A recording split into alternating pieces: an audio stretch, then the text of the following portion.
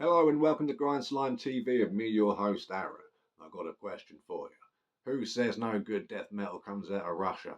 Not this cool cat. No, because we're getting technical death metal straight out the ass. And that's with, boom, Monumental Torment and their album Element of Chaos. This is an absolute cracker. Oh yeah. Now I'm quite fussy when it comes to the technical death metal because I think there's a very fine line between wanting to make a very complex body of work and just showing off. And for me, most technical death metal bands are just showing off. When you get bands like Monumental Torment, Brain Drill, Spawn of Possession, that kind of ilk, you know you're onto something good. And look at that artwork. That is absolutely savage by Head Split Design. Now, this is a two-piece. On the back, it doesn't have any credit for drums because it's a drum machine. And I think they may have used the play-along guitar software. What was it called? It's all MIDI. Tabit, was it? Yeah, I think it was called Tabit. And it sounds like they're using that, and it also sounds like they're using MIDI bass. And and the piano, it all comes in that program. Now, I don't know that for a fact, but I used Tabit enough back in the day to know what the MIDI bass and drums and piano on there sound like, and it sounds just like that on here. Piano, you say? What's going on there? Don't worry, there's not loads. There's like a couple of like intros, outros, and interludes going on. Really cool though. Really sets the tone. Just gives it a sort of,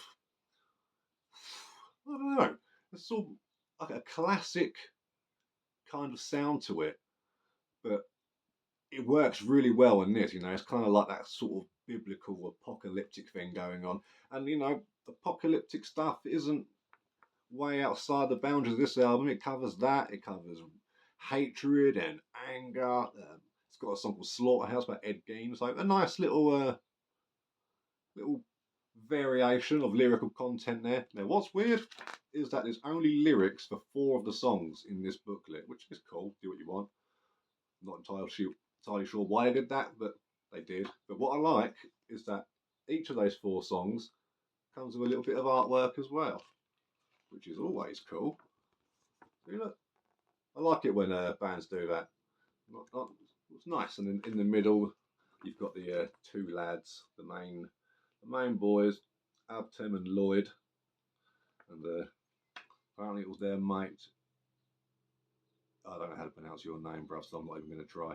But yeah, really catchy, really heavy, blast beats for days, lots of variation in the drumming, like very manic, and a lot of atmosphere too. It knows when to slow down, but when it does, oh mate, it kicks you in the fucking teeth. Absolute monster of a record. It's less than 30 minutes long from what I remember. In fact, pretty certain. But I'll put it back there. Let's just pull the old thing apart there. Look, it's got a little extended bit of artwork. All nice. A nice blue thing going on there. And there's a young vocalist there with his Sphetic Carnage t-shirt on, doing his thing with his sideburns. And on the back you've got your track list in there. Again, if you want lyrics for all of them, you're shit out of luck, so good luck with that. However, on a first listen, you can come away humming some of these tunes. Really, really good. As I mentioned before, it's not technical for the sake of being technical. There is some real in-depth music composition going on here. And I love that artwork. Again, head split design. Right there, very monumental, you could say. Now, their output's very limited. I think they put out a EP after this, and maybe another release. I can't remember, but yeah, there's pretty much. I think they're pretty much inactive at the moment, but it's not been confirmed or whatnot. But as I mentioned with those bands earlier, your Spawn the Possessions and stuff. If you like that kind of gear, I reckon you could really get into this. And it might not be for everyone due to the use of MIDI and stuff like that going on. But I'm all about this record. I never get tired of it. Every time I spin it, there's new stuff on there I didn't notice before that just pops through, and oh, it's just an absolute cracker, I have to say. And this came out, when was this? I think this came out in like maybe 2010, 2011, maybe a bit earlier, maybe a little later.